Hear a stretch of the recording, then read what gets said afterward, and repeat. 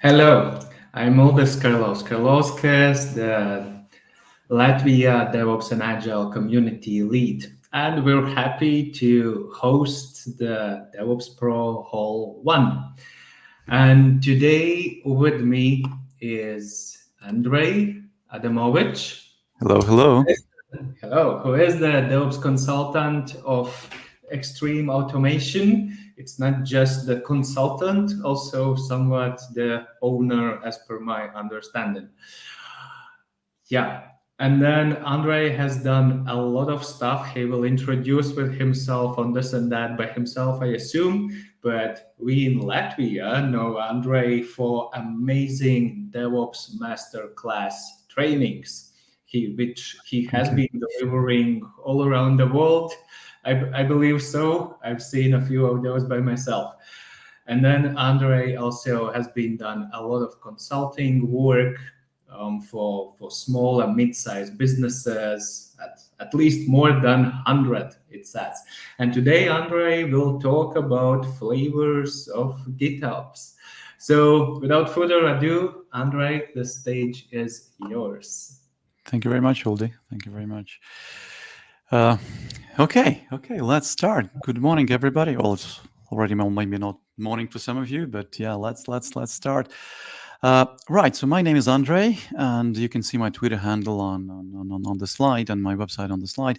But of course, today we're going to talk not about me, but mostly about the different flavors of GitOps and what it is and why we're even talking about that. Uh, First of all, of course, few couple of words about me first, anyway. So, Aldis told that I'm like DevOps consultant. I am, definitely am.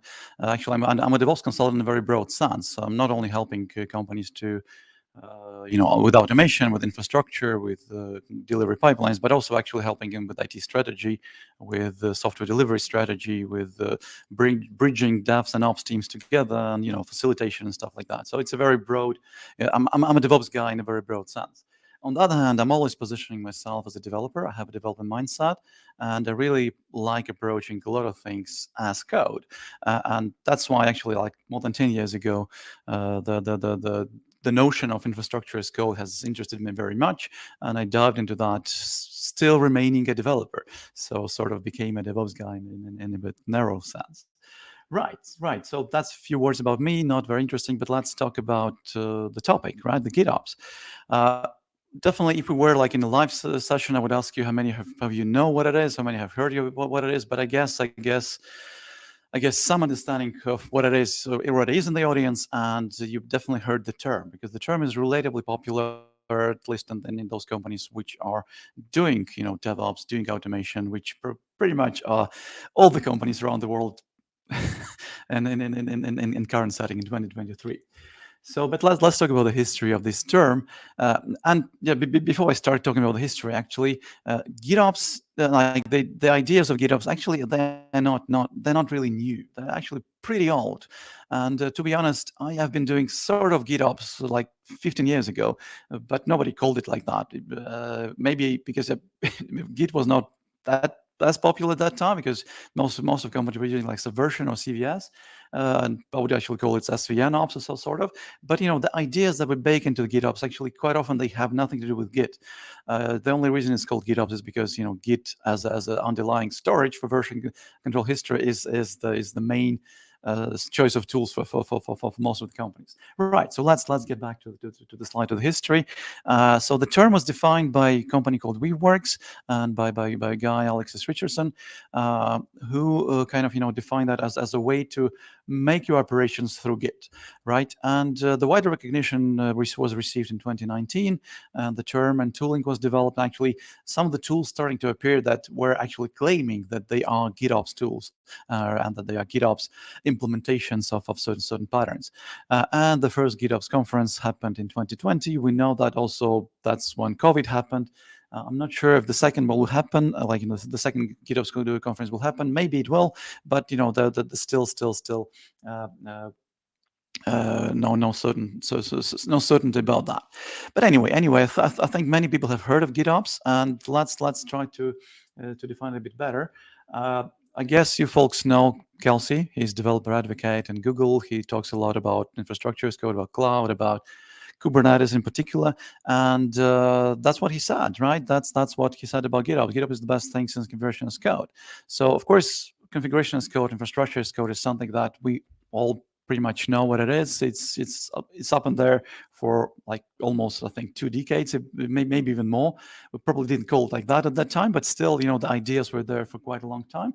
And GitOps was kind of, the next logical inception or incorporation of sorts that made evolution of how we look at infrastructure as code, configuration as code in general.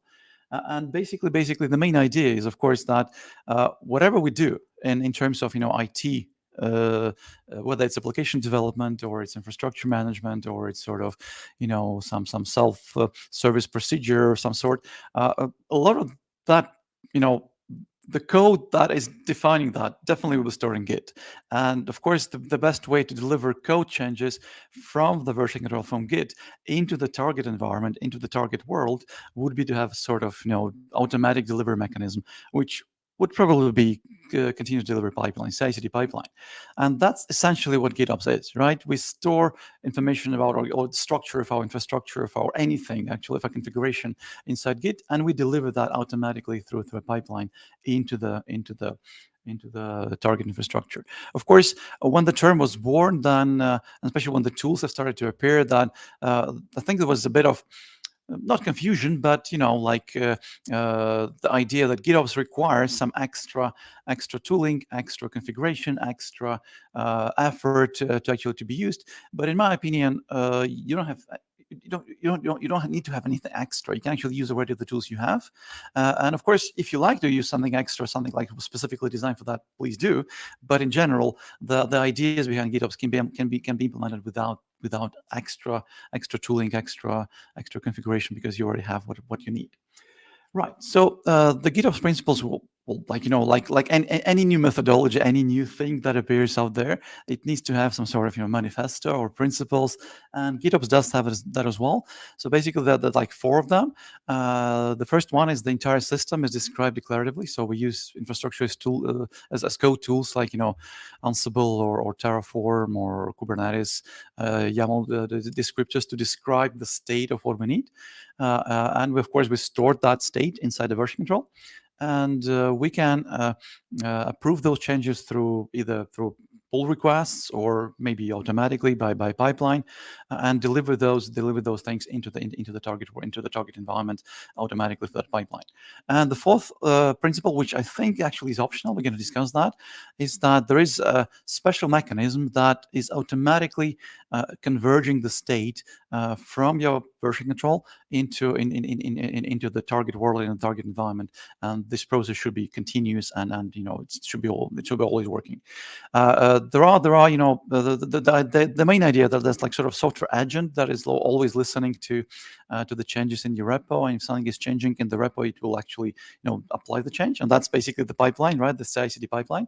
But there's also the other way. What if something happens in the actual target environment? What if something has broken, or somebody has added something manually? Should the agent be converging from the actual desired state in the Git repo into the state that is actually currently in our target world?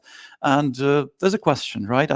Some people think that it should be. Some people just think that it should, like, the only source of truth should be the version control. And if something happens in the target world, target environment, then we should automatically immediately converge to whatever was originally described in the version control.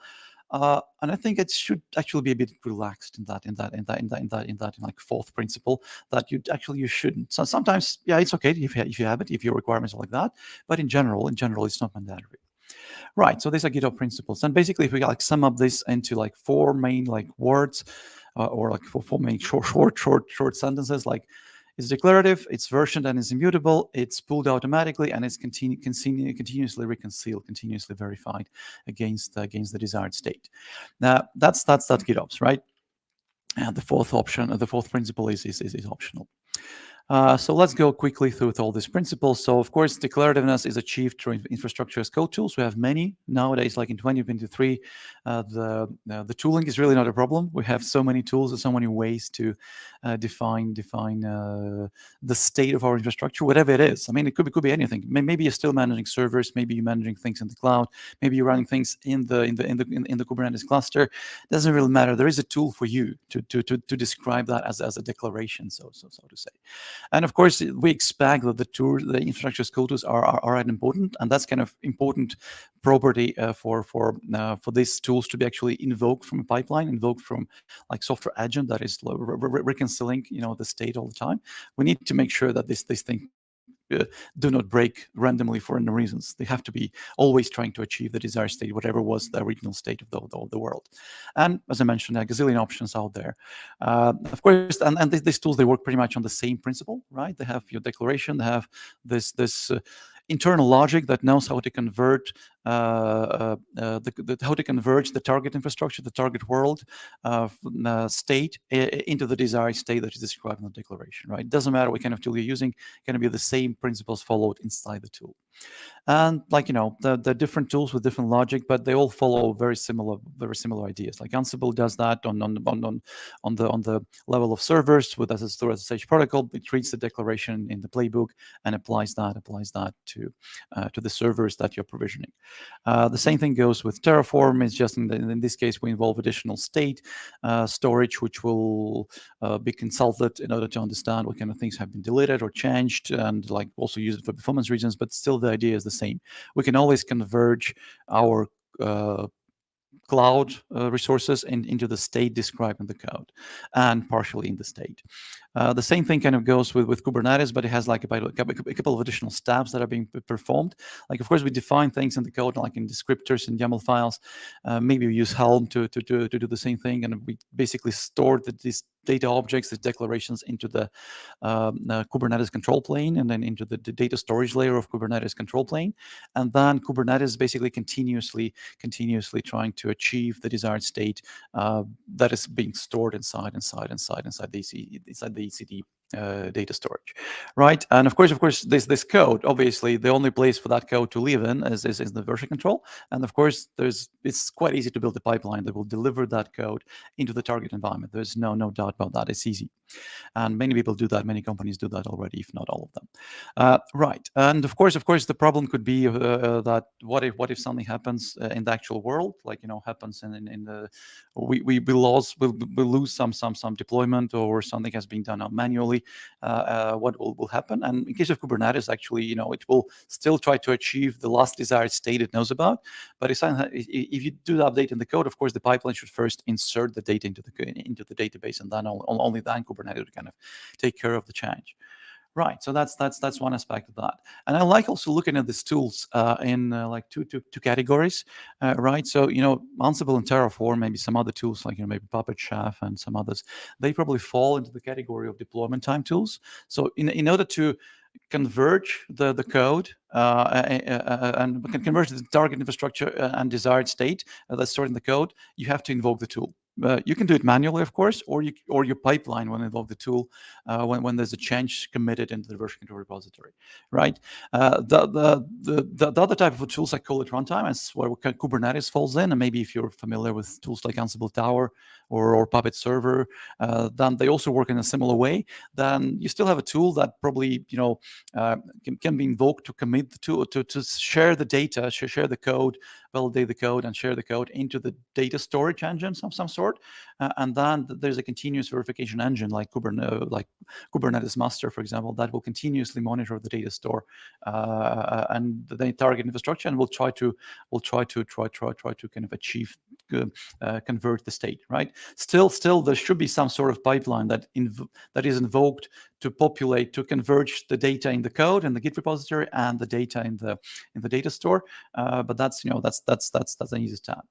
Right. So basically, there's two types of tools that exist out there, and the new era, like new era of GitOps, so to say, they kind of introduce extra layer, which I think it's optional, but could be quite handy when the conversions between the Git repositories or the source code is actually also automatic. There are a couple of them, like our Argo CD, Flux CD, that can do that automatically. They kind of brings another step into the pipeline, basically actually removing the pipeline. Especially if you're only working with infrastructure code or infrastructure like layers, then you usually don't need extra testing or anything. You can actually do that, deliver the changes directly with the tool into the infrastructure layer that you're supporting. Right. So yeah, versioning and immutable part is kind of obvious, I think, by at this point, because we can easily store code in versioning at all. There's no doubt about that. And the immutable thing is that the configuration itself is producing us the immutable infrastructure, because the only way we kind of reproduce the infrastructure is from the code, from the configuration. We don't support any state configuration state outside of the code, right? Everything is in the code. Yes, this kind of also obvious. We also discussed that already. So CI/CD pipelines can do that automatically. Tools can invoke that. There's no doubt about that. And the gazillion options out there how we can do that, like Jenkins, GitHub Actions, GitLab CI, Azure DevOps, Bamboo, whatever tool you're using, it can do that, because it's easy to just invoking the tools that the same tools we use actually to deliver these things to the target infra. Continuous reconciliation, something that I mentioned in these deployment time tools, when these guys are converged automatically. This is where the extra tooling is needed, and that's where you probably use our Argo CD or Flux CD, or maybe Terraform Enterprise or CloudFormation with some extra services from Amazon. This is achievable, right? The question is whether you need that or not. That's another question, but this definitely could be convenient. I will hopefully show a demo of that. Right, so let's explore a bit more with what's happening in the infrastructure world, and like in the infrastructure as code world. Max was talking about platform engineering in his previous talk on this track, and actually that's what I also see a lot happening in the companies. Like there's the layering is starting to happen. Like back in the days, we had layers because they were silos. And now we have maybe a few years back, most teams are working like DevOps teams. They can working together, like devs and ops were configuring everything together with having the same backlog and doing stuff as a single entity. Now, since we are more or less in industrializing our DevOps experience, our automation experience, also we start seeing that some part of the infrastructure, some part of the platform that is needed for developers to be faster, to be more efficient, will be offloaded to another group of people, another layers of like teams infrastructure that will be supported by that team. And unfortunately, what I see also as a side effect of that is that we're creating silos. Something delivering a change to different parts of your layered infrastructure, layered platform is becoming sort of hard, because you have you're going back to like old ways of doing things, like with the long process in Jira or some other issue tracking system, where you wait hours or weeks sometimes to get a change, to get a firewall port opening, or to get a new extra server into your platform cluster, stuff like that, or update the version of some operator in the Kubernetes cluster. That may take weeks sometimes, and that's not a good thing. Right, and I think GitOps can actually solve that kind of issues to some extent. Not for every company, but I'll just probably show you some examples here. So right, basically the thing I mentioned in the previous slide, that silos sometimes they seem to be coming back, despite of the fact that, let's say, team A and team B, they have like full automation of how they deliver their changes.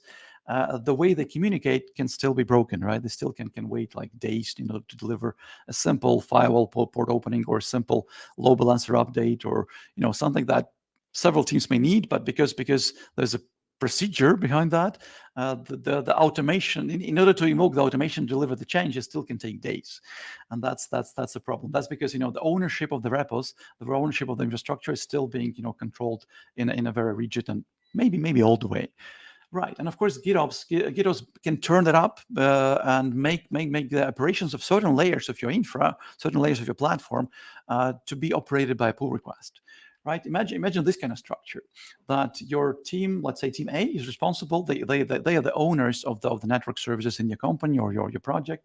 Maybe there's another team who's responsible for data services, another team is responsible for application services or some platform, some part of your platform. And it makes sense because each one of these components can be a product of its own, right? It can be delivered separately, can have its own requirements, and basically the other people, the other teams in your company, they are customers of these layers of the infra. But the question is, how do you organize? How do you listen to the feedback? How do you organize change management in this case? And one way to do that is actually introduce GitOps, right? So basically, of course, these guys will describe everything they have for their layer of their part of infra in a Git repository, and they will be the ones defining the rules, right? They will define the pipeline, they define the policies, they define the validation rules, whatever it needs to be done, they will define it as part of the pipeline. And then if this team needs a new change in this part, of course, they will go into the repo. They will have access to the repo, and they will submit the pull request describing that we need to open this up. We need to open this port, and we'll just submit it as a change, right? So basically, they will not need to wait for this guy to review the change or sub the change or kind of actually implement the change. They will just actually do the change out or already do the coding already. We'll provide the reasoning for that in the commit messages. We'll describe that maybe in the pull request description, and also automatic pipeline that attached to the pull request will automatically kind of verify that the company policies are met, the code is valid, the code is formatted well. Maybe it will even test the code against some testing firewall setting or testing firewall device of some sort. It's up to this team to define the rules, but this team will get a new pull request that is already validated in terms of the code, in terms of the technical part, and the only thing they have to do basically is maybe spend a few minutes to kind of reviewing that and then pressing the merge button. Of course, they also can potentially be like a gateway to kind of all things that could be broken, but because of the pipeline that is introduced in this repo, they can be offloaded very much. Because if there's no pipeline, or if there's secret pipeline or secret repo that nobody has access to, then of course the change management should go through this process, and of course it will take days. But if you have more trust built in your teams and you have more trust built in general in the companies, then of course this kind of mechanism can happen a lot and can help a lot to improve the change management and to improve the changes happening in different layers of your platform, and still keeping your whole organization be quite effective. Right? It's not needed for every company, and not every company will be ready to do that, because of course this team should be proficient enough to be able to make changes, and of course these guys probably should organize the repo in a way that the simple changes, like firewall port opening, should be easy to make, right? So it's their responsibility to do so. Of course, these guys most likely will not do complex stuff, complex pull requests into this repo, but they should be able to do simple stuff, right? This should be not a problem for them to do simple stuff that will save time for all the teams. The same procedures can be done for any other repo, for any other things that we kind of talk about, platform layers, platform components, and stuff like that.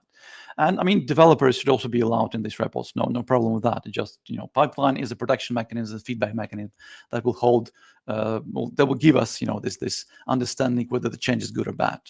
But the main key point here is that we're turning the guys, the folks who are the owners of the repos, from implementers of every change that is coming their way to mostly reviewers of the changes that are coming their way. Right? That's really the change of the flow that makes the many organizations that I actually introduced this mechanism into much faster and much more efficient. Of course, sometimes you may also go further and kind of get a bit like next level with your GitOps responsibilities and GitOps practices, and implement sort of self-service procedures that will kind of hide the fact that this is actually PR or pull request going on, and maybe introduce some sort of portal where you will kind of accept certain types of requests, like from some web interface of some sort that people will fill in order to give permissions or to give create some environments and stuff like that. This could be kind of also could be under the hood. It still could be a pull request that is created automatically, but on the surface, people can invoke that flow through a Slack message or through a web interface or through some automatic email to some automated mailbox. So many options, but of course it's up to your platform engineering group to kind of design what you do with that. Right. Essentially, of course, the main thing here is that our version control system is becoming sort of single source of truth for whatever changes we're doing in our system, in our like platform applications, whatever, anything related to IT development and IT maintenance. Right. And speaking of different flavors, like of GitOps that could exist, of course, there are different ways how you can kind of push or pull the changes into infrastructure. The simplest one, of course, is to do the pushing, right? So you just, developers or infrastructure people are pushing changes into the infrastructure as code repo, and then there's CI/CD tool, which is invoking some of the tools that's just actually connecting to the infra and pushing these changes into the infra, right? So quite easy. The pooling mechanism is sort of similar, but there's some agents involved that is actually pulling the changes from the infra repository. So you're still committing stuff here, but then the agent is taking care of that. It's taking care of getting the latest stuff, and the thing I've noticed, this like push model is more preferred by companies that are like more development teams, which kind of want to see and have control over the facts, how the things are actually pushed over, and the tooling, they want to control them completely. The pooling model is more like for people preferring operational way of looking at things. They only use this guy as a history of changes, but the rest of the things actually observe in the infra itself, right? And this thing is probably better for that, but it's up to you. In certain cases, like push versus pull could be also the way you organize your security, because in the push model, the secrets of how you connect to the infra, they actually stored in your CI/CD tool, right? And some companies have concerns about that. Some companies don't like that, because it could be a potential leak in CI/CD tool that could attack your supply chain, right? And that's not a good thing. In this case, of course, there's still the supply chain attack is possible, but the secrets, they're completely stored on this level, on the level of infra, and you don't have to share any secrets on this level. This one is just describe the state, right? So the secret levels is under this line, basically. Right. Also, there's another thing that there's definitely a difference between the way we deliver applications and the way we deliver infrastructure changes, because of course, with application delivery, quite often we have an artifact, right? There's like a zip file, a Docker image, or a jar file of some sort, which usually publish into some sort of artifact repository, Docker image register of some sort. So of course, the deployment to the infra could be part of the deployment pipeline of the development flow, right? Or it could be a pull mechanism that will pull the latest version automatically by the agent, or maybe the version numbers that you actually deploy to your infrastructure is actually a part of a different infra repository that describes your full mesh of applications you deploy, right? So there's definitely a difference in the way you probably maintain application delivery pipelines and infrastructure as code delivery pipelines, because most likely they will separate, especially if you have a big platform with many layers, many components, and stuff like that. Right. But of course, developers will probably stay on this level, and they will probably not know many of the things that are happening in the infra pipelines because they don't need to. Right. So just a few examples of how which I think actually could be called GitOps, and things I have implemented myself with different clients, different projects. And one of them is Terraform, using that a lot. And in Terraform, I use this pattern quite a lot, which I call like environment as a module. So basically, I describe my environments, whatever production, staging. I have one source code that describes what is my environment. How many like database servers I want to have, how many clusters, how many load balancers, DNS names, whatever composes the environment is described in the environment as a module, right? And then basically, then I'm reusing this module many times, right? If I need to have two environments like staging and production, I will obviously use it twice. If I need to have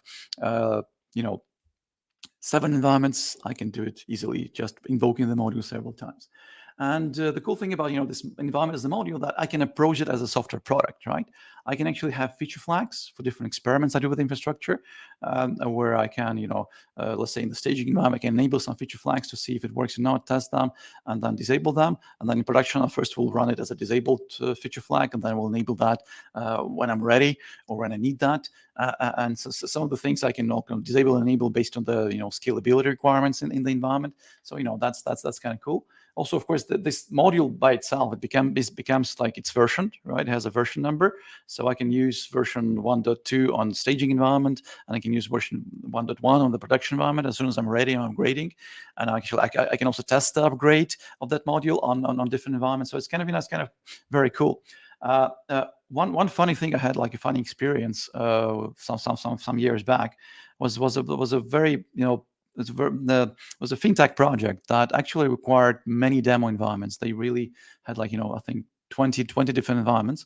And before I came to the project, the person who was maintaining those environments, they were basically all copy pasting all settings for every environment. And of course, it took them 2-3 days to create a new env. And if there's an update, then it would took maybe another day or so. It was very painful. And basically, the person who maintained that thing was actually he burned out. That was a problem. So when I came, I implemented this pattern, and then at some point there's a new environment request coming in my way. Like a new salesperson, they asked me to create a new demo environment for the new potential client, and I'm telling them, well, you just give me 30 minutes, I'll give you one. And they started laughing because they didn't expect that an environment creation would take 30 minutes. And the funny thing, it didn't take 30 minutes of my time. It was 30 minutes of script running. I was actually not doing anything. And that's the approach I use quite often. I think that's a quite a good thing that we can call GitOps, and we can attach pipelines to that. And I'll probably show some example here. I have it here, right? So basically, the module called environment. There are some other modules out there, and in this case, it's using Amazon to describe all the services. We have different parts of this, different layers of this environment, like VPC and then RDS and SNS, and different parts of that. And of course, there are different parameters in there which define what kind of things I want to enable or disable. Like, do I want to have network flow logs, for example, or I want to enable what kind of type of NAT device I want to use. And here the reason is actually the pricing, because in production I want to use the real device, like I want to use a gateway, which is more expensive but it's more reliable. In a staging environment, I actually wish to use instance, which is less reliable but is less expensive. So it's like sort of a feature flag that I'm using to test stuff. And of course, I can always change that and kind of test this in my staging environment and see if I have any problems with gateway kind of things. And you see that many different feature flags, many different parameters that would contribute to configuration of my environment. And then basically, and I have another folder here with different, I call them accounts because I managed environments, different accounts, and basically a staging environment which actually invokes a staging module, right? The environment module with different parameters valid for staging. And there is of course the same thing happening in production, and there is a CI/CD pipeline that does that. That does execution of Terraform plan, Terraform apply against the different environments. And the way it works basically that if there's a change in the code, first of all, it verifies that the code is correct according to the current state of prod and current state of staging. So this is not mutable. Doesn't make any changes, but it has at least give you a feedback about whether your change is breaking anything, might potentially break anything in prod or staging. And then, well, in this case, I disabled that, but usually the staging changes were applied automatically. So there's no it was automatically running on the change thingy. And production changes, I would actually apply that manually when I'm sure that the staging changes are okay.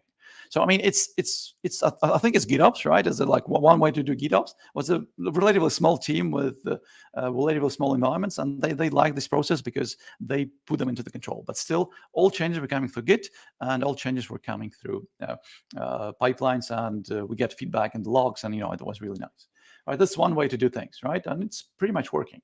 And of course, this repo it only contained the infra code. The applications, they were deployed through a different pipeline from different repo. And of course, application deployments were more frequent. It was like based on Ruby, based on Docker, and of course, it was much easier to deploy that without breaking the platform. But platform itself is basically described by this module, and all things like databases and queues and backups and monitoring. Was all part of this repository, which has a different life cycle. Right, but anyone in the team, which was very small, could actually contribute to that project, and they could apply changes and do changes to the infra without problem. Right. So the other flavor that I also use quite often, there's like different parts, like states or layers of the infra, like especially if you still do lots of server-based software, and sometimes maybe you cannot really jump into Kubernetes yet. Then quite often you have to combine tools that are good for cloud resources, like service, load balancers, stuff like that, and things that are good for managing state of the server of these things on the servers themselves, like things like Ansible.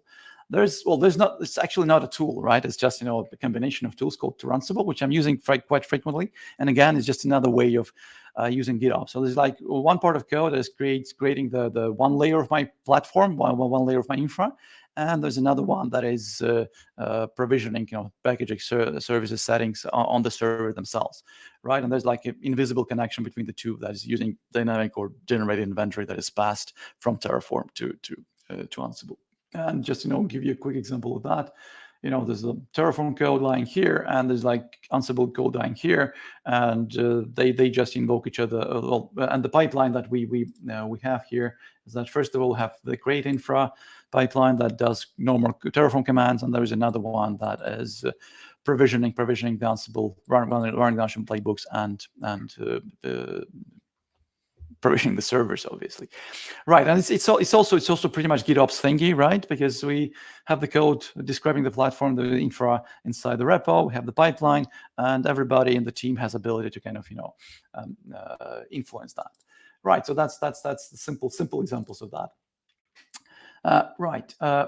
And the other thing I want to demonstrate, maybe the last thing I want to demonstrate is of course, many of you, most likely, especially if you are in the platform engineering and you are working in a bigger company, most likely you're using Kubernetes, which totally makes sense.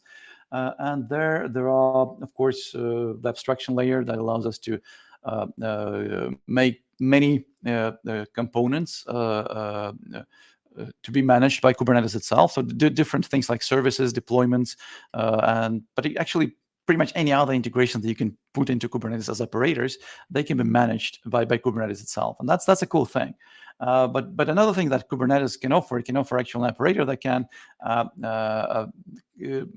bring that bridge between the Git repos, between the source code and the actual state of your infra. And by infrastructure inside Kubernetes, I actually mean platform level components, something like certification manager, for example, or maybe your service mesh, or maybe some monitoring solution. That's not something that developers would change. That's something that you would expect to be coming from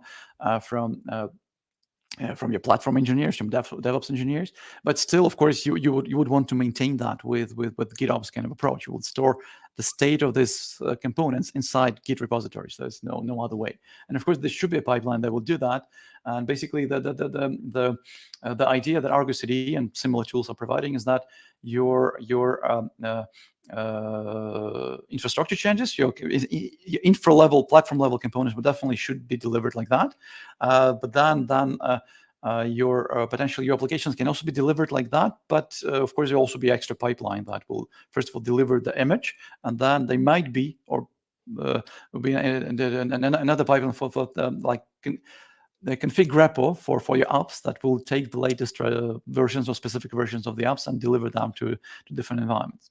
I'll show you maybe quickly how Argo CD works. Right. So the first thing I'll do it manually. I'll just add an application. I will add an application that will come from the repository, which is defined here.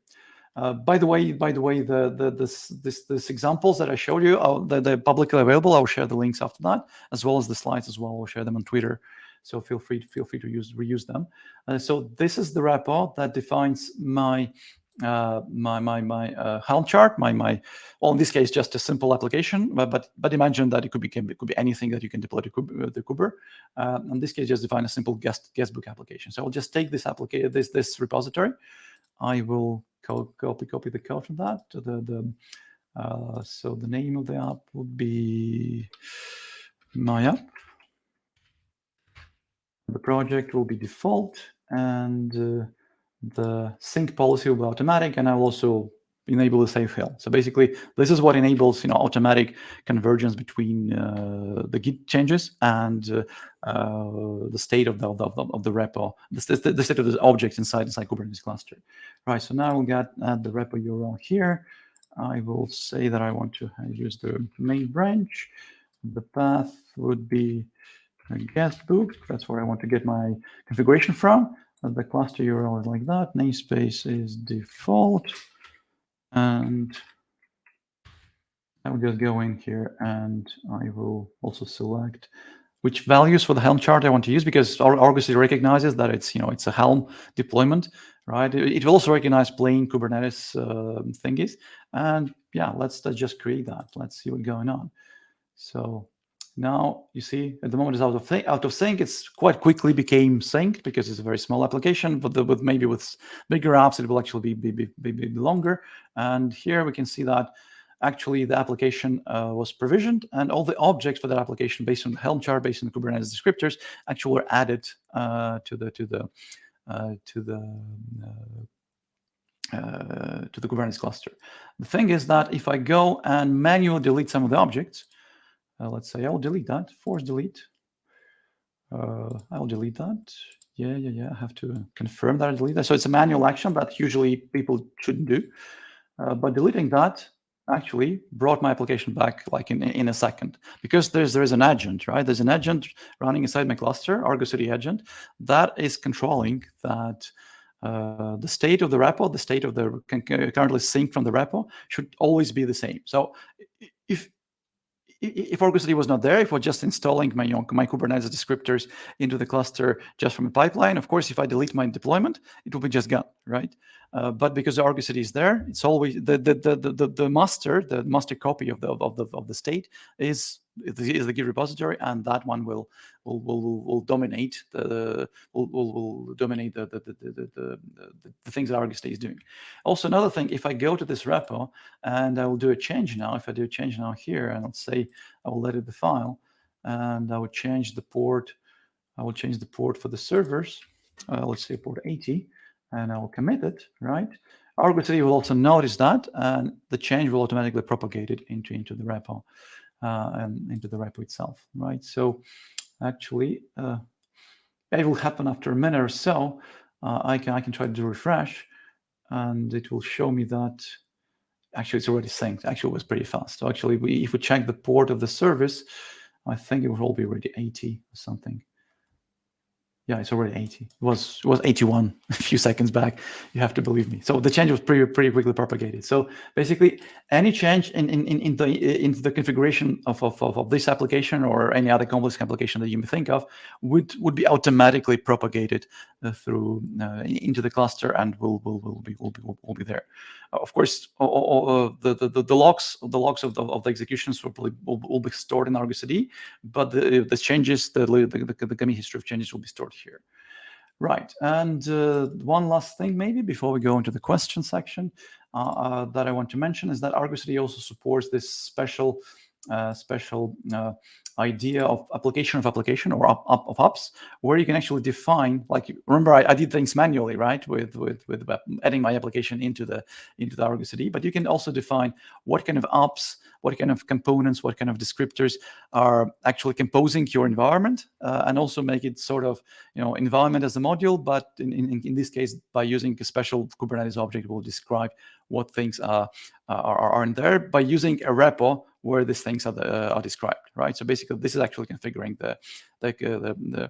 another object that is controlled by Argo CD, and this will basically control the whole tree of objects that are underlying this configuration. Right. So application of applications, and I think that's all from me. I hope it was useful. Thank you very much. Yeah, thank you, Andrey. Okay, we have a little bit of time, and there is one upvoted question from Radu Andrey Bugeat. No idea how to pronounce that. And the question is, since there's 5 people who have upvoted it, then there is something in people's heads.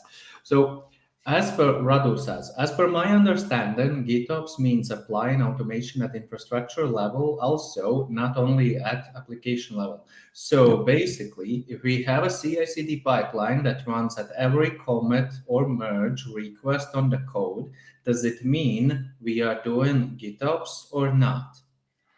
Right. Actually, it's a good question, because if you look at GitOps and the principle that it defines, it doesn't differ that much from CI/CD, right? And in my understanding, GitOps is really about operational part, like the layers of your infra that are not managed by developers naturally, but basically applying the same CI/CD principles to those layers. So yeah, it is infrastructure level, it is operations, but it's basically CI/CD for operations, right? That's my answer. Mhm. Okay, thank you, Andrey.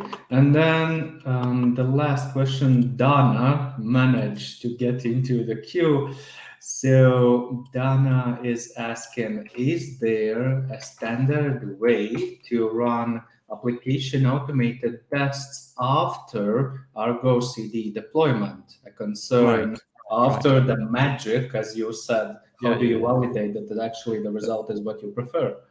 Actually, I think, yeah, there is a possibility. It's not easy, but there's a possibility, and I think in general there is a bit of a challenge, I would say, at the moment, because Argo CD kind of isolates specifically the deployment part, the delivery part of mostly infra components, or maybe some applications, and that's where kind of the pipeline breaks, sort of like the steps we have in the application pipeline are not connected to the steps that we have in the sort of Argo CD automation, and that's a bit of a problem, but they're working on that. They're introducing some features to actually make it happen.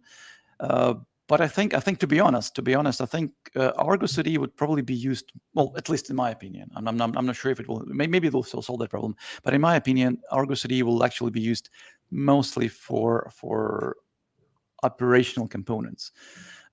Using that for a pure application pipeline maybe is not that. But at least personally, I'm trying to avoid that. Mm-hmm. Yeah. Okay, Andrey, thank you. I see that we should be closing this. Where do we find you? On LinkedIn? Somewhere else? Yeah, I do have. First of all, the links, right? Mhm. I will share the links on Twitter in a second, and then yeah, you can find me on Twitter. You can find me on LinkedIn. You can just Google my name, and I guess you'll find some links there as well. Yeah, great. Thank you, everyone. And please leave some feedback as this. This is all we got. Remember the revolution in our minds. This is all we got. Lock me out of this life institution. I am angry and high on illusions. Yes, I hate, but it's not a solution. Try my best, but I'm just a human. Oh, we don't need to say we're sorry.